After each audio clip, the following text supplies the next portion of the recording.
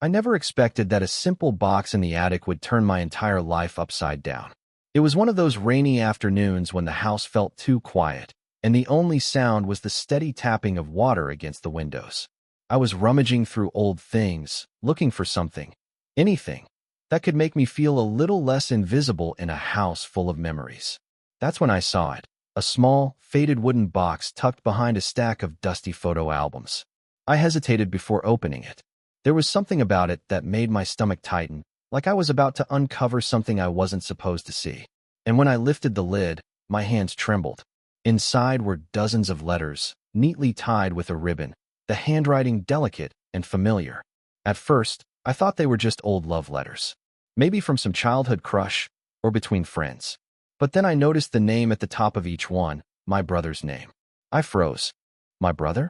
Why would someone leave letters addressed to him here, hidden in our attic, like a secret waiting to be discovered? I knew I had to read them, but a part of me was terrified of what I might find. You see, my brother and I weren't particularly close. We shared a room growing up, sure, but our lives had always run on parallel tracks, never really intersecting. And yet, these letters were here, hidden, like they were waiting for me, or maybe someone else. I picked up the first letter and unfolded it carefully. The handwriting was elegant, almost mesmerizing, each word dripping with emotion I hadn't expected. My heart pounded as I read the first line. It wasn't meant for me. Every word was for him. My brother. The realization hit me like a punch to the chest. All this time, I had thought I knew the people around me, the lives they led, the secrets they carried. But apparently, I didn't. Not at all. I sat on the dusty floor, letter in hand, staring at the ribbon stack like it could somehow answer the questions racing through my mind. Who was she? Why was she writing to him? And most importantly, what had I been completely blind to all these years? The more I thought about it, the more the shadows in the attic seemed to grow, pressing in on me, whispering that there was more than just ink on paper here. There were truths I wasn't ready for, truths that might change everything I thought I knew about my family. And then, at the bottom of the box, I saw something else. Something I wasn't expecting. A letter that didn't just reveal feelings. It hinted at a secret, something dark, maybe even dangerous, that my brother had never told me, or anyone. My hands shook as I reached for it, because in that instant, I realized finding these letters wasn't just a coincidence. And reading them could either bring me closer to the truth, or put me in the middle of a story I wasn't prepared to live. I took a deep breath and tore open the envelope. The words inside would change everything. Before that rainy afternoon, my life felt ordinary, almost painfully so. I worked a regular job, came home to an apartment that smelled faintly of coffee and old books, and spent evenings scrolling through social media, watching other people live lives that seemed more vivid than mine. My brother, Daniel, was different. He had always been magnetic in a quiet way. People noticed him, admired him, trusted him. I had spent years thinking that was just his charm, but now I wondered if there was more. Something hidden behind that easy smile. Growing up, Daniel and I were close enough, I suppose. Enough to share a room, enough to bicker, enough to occasionally watch each other's backs. But even as kids, he had secrets. I remember once finding him scribbling in a notebook late at night, refusing to show me. He said it was private. I nodded, but the curiosity lingered in the corners of my mind. It was always there. And now, years later, those letters in the attic suddenly made sense. They were his secrets, or at least parts of them, written out in someone else's words. The letters were from a woman. Her handwriting was careful, almost fragile, and the words hinted at something deeper than casual affection. It wasn't just love. There was longing, fear, even guilt threaded through the sentences. As I read, I realized I had never really noticed how complicated Daniel's life could be. He had always seemed so open, so confident, but here was a hidden world I had no idea existed. And somehow, it was tied to this woman. I thought about the moments I had shared with Daniel over the years, the little things I'd brushed off as normal sibling interactions, the late-night phone calls he took in whispers, the times he disappeared without explanation, the way he sometimes looked at me as if he knew I couldn't understand. Maybe that wasn't him being distant. It was him keeping his life separate. Protecting me, perhaps, or maybe protecting himself. And me? I had always played the quiet observer, the one standing on the sidelines, thinking I knew my family, thinking I understood our lives. But those letters reminded me how little I actually knew. There was a story happening right under my nose, a story I wasn't a part of until now. And just like that, the attic no longer felt like a forgotten corner of the house. It felt like the doorway to something I wasn't ready for, yet couldn't turn away from. As I sat there, letters in hand, I realized the truth was starting to pull me in. Every word I read made Daniel more mysterious, the woman more real, and the secret between them more dangerous. And somewhere in the shadows of that attic, I knew there was more. More letters, more truths, maybe even more lies. I glanced at the pile again, heart pounding. One letter lay at the bottom, tucked away beneath the others. Unlike the rest, it was thick, almost heavy, and I didn't recognize the handwriting. I didn't know what it would say, but I had a sinking feeling that opening it would answer some questions and raise far more than I could ever anticipate. I hesitated for what felt like forever before finally pulling that last letter from the bottom of the box. The envelope was heavier than the others, and the paper inside smelled faintly of lavender and something else I couldn't place, like a memory I hadn't lived. My hands shook as I unfolded it, and the first line made my stomach drop. It wasn't addressed to me. It wasn't even about me. It was meant entirely for Daniel. And yet, as I read on, I realized it wasn't just a love letter. It carried warnings, confessions, things I had never imagined my brother was capable of, or that someone would expect from him. There were mentions of promises, betrayals, and a secret that had to be kept at all costs. Confusion hit me first. How could I have lived under the same roof as Daniel for all these years and never known about this? I remembered the late-night whispers, the sudden silences, the rare moments when he seemed distant, almost haunted. Now it all clicked, but instead of answers, I felt a weight pressing down on me. A sense that this story, these letters, were just the surface of something far more complicated. Then I noticed something else. The tone shifted halfway through the letter. What started as longing and confession turned into fear. Fear for him, fear for herself, fear of consequences I couldn't even begin to imagine. The words hinted at people, events, and places I had never known existed. My pulse raced as I realized this wasn't just private affection.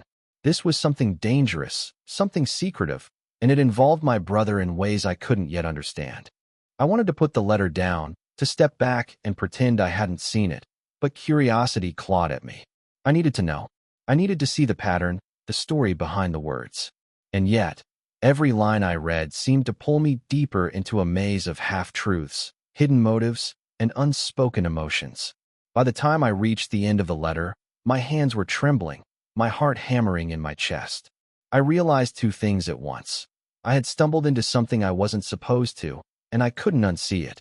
My brother had a secret life, a world I had no access to, and it was clear that whoever this woman was, she had trusted him with something immense, something dangerous. And then, tucked into the corner of the envelope, I found a small folded note, written in a different hand. My breath caught as I read the first word. It wasn't Daniel's handwriting. It wasn't hers. It was a warning, and it was meant for me. The warning note burned in my hands like fire. It was short, almost cryptic, but the message was clear. Stop digging. You don't understand what's at stake. My heart pounded, and a cold wave of dread rolled over me. I had a choice. Walk away and pretend I'd never found the letters, or dive deeper and risk whatever this warning hinted at. My curiosity, as always, won. Over the next few days, I became obsessed. I couldn't stop thinking about the letters, about Daniel, about the woman who had poured her soul into words meant for him alone.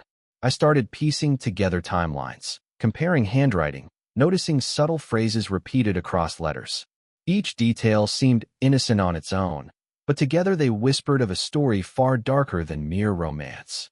Something hidden, something dangerous, something that Daniel had shielded from me all his life. I tried to confront him subtly. "Hey, Daniel," I said one evening. "Do you remember this woman?" I mentioned a name I'd glimpsed in a letter. He froze, just for a moment, before smiling like nothing was wrong. "Old friend," he said casually, brushing it off. But I caught it. The way his hands tightened around his mug, the flicker of fear in his eyes, the brief pause before he spoke. I knew then that the letters weren't just a secret. They were a trapdoor into a part of his life he would never let me see. Then came the nights when I felt watched. I could swear someone was outside my apartment window, Or maybe it was just my imagination, but the fear was real. Every shadow seemed heavier, every sound sharper. The letters weren't just paper. They were a portal, pulling me into a world I didn't understand. The woman's words echoed in my mind. Longing, fear, desperation. And Daniel's absence of explanation only made the questions louder. One night, unable to sleep, I opened the attic box again. The letters were arranged neatly, as if waiting. I picked up one I hadn't read yet. It was different, more urgent, more raw. She wrote of a secret meeting, of something she had entrusted only to Daniel, something that could destroy lives if it ever came out. My hands shook as I realized the stakes were higher than I could imagine. This wasn't just hidden affection. This was power, danger, and betrayal intertwined in a way I wasn't prepared to face. I looked at the last folded note again, the one that warned me to stop. My instincts screamed that ignoring it would be a mistake. But another part of me, curiosity, love, loyalty, couldn't let it go. I felt like I was standing on the edge of a cliff, the wind whipping at my face, the abyss below full of secrets that could shatter everything I thought I knew about my family. And then, at the bottom of the box, I saw a single envelope I hadn't touched before. It was thick, heavier than the others, sealed with a wax stamp. No name, no address, nothing to indicate who it was from, except for one faint symbol that made my blood run cold. I swallowed hard, knowing that whatever was inside this envelope would change everything. I hesitated, my hand hovering over it, my heart threatening to break from anticipation. And just as I gathered the courage to open it, I heard a sound behind me, a quiet creak of the attic door. I spun around at the sound, heart hammering, but the attic was empty, just shadows stretching across the walls. I turned back to the envelope, trembling, and tore it open. Inside was a single sheet of paper, but it wasn't a letter. It was a photograph. My blood ran cold. The image was taken in our own house. Daniel, smiling, standing close to the woman from the letters, but behind them, partially hidden, was someone I never expected to see. Me. In the photo, I was asleep in my room, unaware. Someone had been watching, documenting every move I made. I dropped the photo, disbelief crashing over me. The letters, the warnings, the fear, it wasn't just about Daniel and her. It was about me. Somehow, I was part of this secret, part of a story I didn't even know existed. And that symbol on the envelope. It matched a mark etched into the corner of the photo, a signature, a claim, something that said, "Without words, you are involved now." Panic clawed at my chest. Whoever had sent this knew everything, had planned this carefully, and now, there was no turning back. I had uncovered a secret far bigger, and far more dangerous, than I could have imagined. And then I heard it again, a whisper from the shadows. "You shouldn't be here." The whisper made my blood freeze. I spun around again, and this time, I saw him, Daniel. His face was pale, his eyes wide, a mixture of fear and anger. "You shouldn't have opened them," he said, voice low and urgent. I had to know. I stammered, holding up the letters and the photograph. "What is all this? Who is she? Why didn't you tell me?" Daniel ran a hand through his hair, pacing the attic. "I wanted to protect you. None of this was ever meant for you. Those letters, that woman, it wasn't just about love. It was about something bigger, something dangerous. You have no idea what you've stumbled into." Before I could respond, the attic door slammed shut behind me. My heart raced. "Daniel, what's happening?" He swallowed hard. "They've been watching us for years. That symbol on the envelope, it's not hers. It's from someone else. Someone who wanted control over her, over us. And now they know you've seen everything." The fear in his voice hit me harder than any words could. I realized the stakes weren't just emotional. They were life and death. My brother, the woman, and I were all caught in a web we hadn't even understood until now. Suddenly, a sound of footsteps echoed from outside the attic, slow and deliberate. Daniel grabbed my hand. "We have to move. Now." As we descended the stairs, I noticed another envelope lying on the floor, one I hadn't seen before. I picked it up, hands shaking. It was addressed to me. My name, written in the same delicate handwriting as the letters, but the content inside made my blood run cold. It wasn't a warning this time. It was an invitation, an explanation, a secret I didn't know I had been part of since birth. And the last line? It wasn't signed by Daniel or the woman. It was signed by me. I froze. What does this mean? I whispered, my voice barely audible. Daniel shook his head, his expression unreadable. I don't know. But whatever it means, it changes everything about who you think you are. And the person behind all of this, they're closer than we ever imagined. The footsteps outside grew louder. The shadows seemed to stretch further. And for the first time, I realized that the story I had uncovered wasn't over. It had only just begun. We didn't wait for the footsteps to reach the attic. Daniel and I slipped out a side door I hadn't noticed before, into the narrow alley behind the house. Rain slicked the bricks, and the night air smelled of wet earth and something metallic. Fear, maybe, or anticipation. My hands still shook from the letters, the photograph, and that final envelope addressed to me. I didn't understand it. I still don't fully understand it. But I realized one thing. Life had changed forever. Daniel finally stopped, leaning against the wall, chest heaving. I should have told you everything, he admitted, voice raw. I wanted to protect you. But you always had this curiosity, this need to know. You would have found out eventually, and it would have been worse if I hadn't been honest now. I stared at him, my anger and relief tangled together. Why didn't you just tell me the letters existed? I asked softly. Why keep me in the dark? He looked away, shadows playing across his face. Because some secrets aren't just mine to share. And some truths are only safe if you discover them at the right moment. We stood in silence, letting the rain soak us through, the letters still clutched in my hands. I thought about the woman, her words, her fears, and her longing. I thought about the warnings, the photograph, the unknown forces that had been watching, and the final envelope that suggested I had been part of this story all along. Somehow, I realized that life isn't just what you see or what you're told. Sometimes it's the spaces in between, the secrets, the choices, the things left unspoken, that shape you more than anything else. And yet, as terrifying as it had been, there was relief too.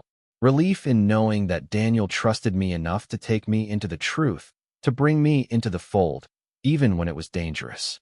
Relief in understanding that the world is far bigger and stranger than I had imagined. And, quietly, relief in realizing that curiosity, as reckless as it can be, sometimes leads you to the people and the truths that truly matter. Back at the house the next morning, the letters were gone from the attic.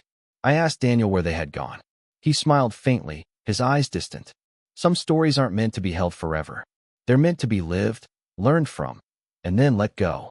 I nodded, feeling the weight of it all settle into something warmer, more human. My life wouldn't be the same. How could it be? But maybe that was okay.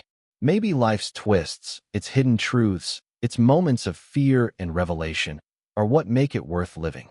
And as I left the house that morning, the sun breaking through the clouds, I glanced over my shoulder at the attic one last time. I didn't know who had sent that final envelope, or what secrets it still held. But I knew one thing. I was no longer just an observer of life. I was a part of the story now, and that was both terrifying and beautiful. The letters weren't just hers, and they weren't just about him. They were about all of us, our choices, our secrets, and the invisible threads that connect us, even when we can't see them.